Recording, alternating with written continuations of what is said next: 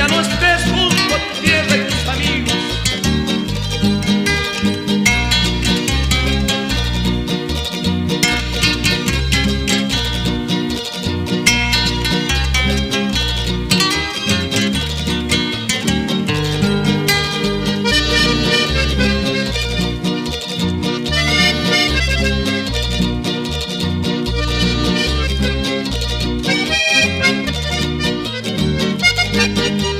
Amaba mucho a su tierra, con su charango tocaba.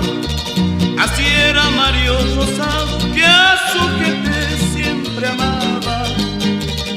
Amaba mucho a su tierra, con su charango tocaba.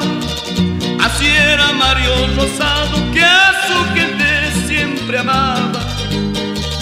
Para ti estos mis versos, aunque no estés junto a mí, Marinito, amigo mío, mi canto es para ti. Para ti estos mis versos, aunque no estés junto a mí,